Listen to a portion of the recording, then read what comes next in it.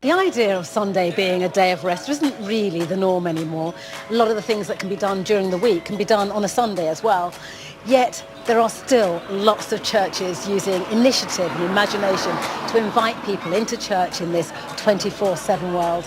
And this week I'll be finding out about some of those initiatives and also meeting some of the people who've accepted that invitation.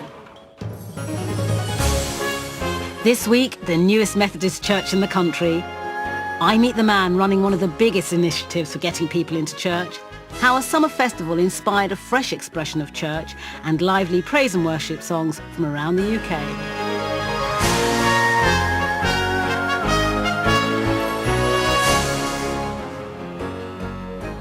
Later on, we'll be marking International Day of Peace with a special prayer from the newly appointed Archbishop and Bishop of Liverpool. And the Bishop of Liverpool is also leading a new church initiative beginning this month, the Season of Invitation, when Christians invite their friends to church. 10 years ago, we had this simple idea called Back to Church Sunday, where church people were asked to invite someone they know to something they love. And many tens of thousands of people have invited their friends. We've moved that on now and we call it the Season of Invitation, a season of 5 occasions. End of September, Back to Church Sunday. Harvest, October. Remembrance, November. Christmas starts December and Christmas Day. And research shows us that if people are invited a number of times, there's more chance that they'll stick with the church, make friends there, and maybe find out more for themselves what it's all about. I came here through a friend who I used to go to church with when I was small, and I've stayed because I've been made to feel so welcome and involved in everything the church does. I came to church because my wife started coming, and when I came I wanted to learn more, and I've stayed because it's helped me to live a better life and be a better person. We came to church to baptise our youngest child, and we never left. And that was 32 years ago, and it really is our home. Well, whether you're walking into church for the first or the 1000th time, the redemption and welcome that's at the heart of Christianity is open to everybody. And that just happens to be the theme of tonight's first hymn, a modern version of the 1904 Welsh revival hymn, Here is Love, Vast as the Ocean.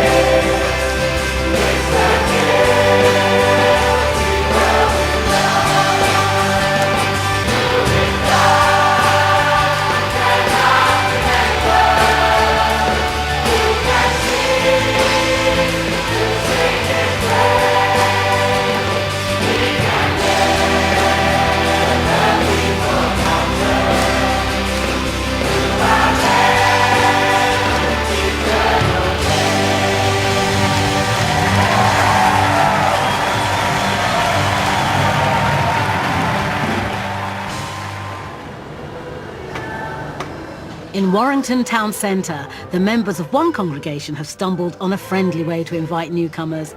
The promise of coffee, cake and choruses.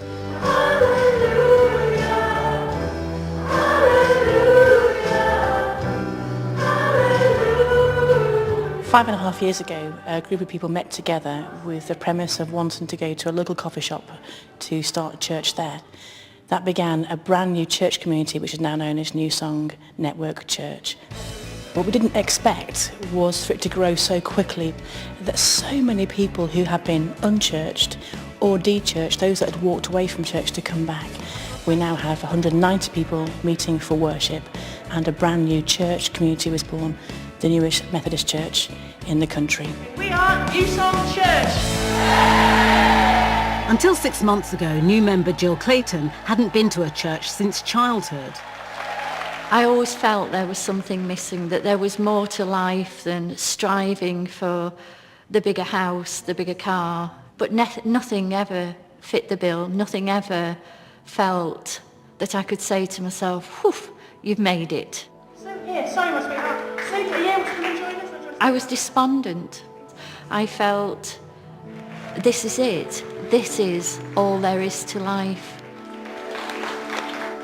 Jill tried reading the Bible and soon afterwards had an unexpected experience early one Sunday morning. I was woken and there was a voice very clearly saying to me, get up and go to church. And so I got ready and I went.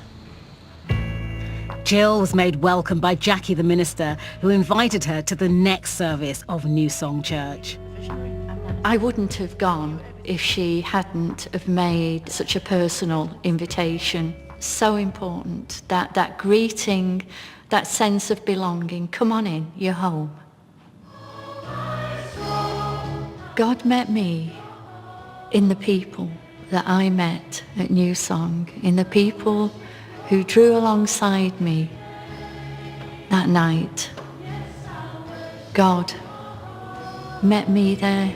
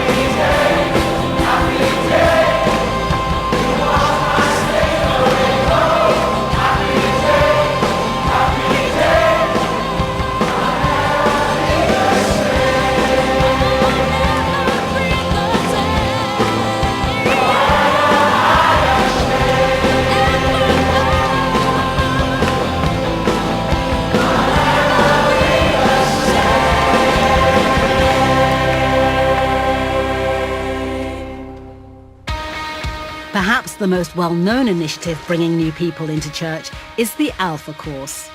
And this is Holy Trinity Brompton, where it started 25 years ago. It's a course that many people have been to, including me, and I've come today to meet the man who's responsible for it.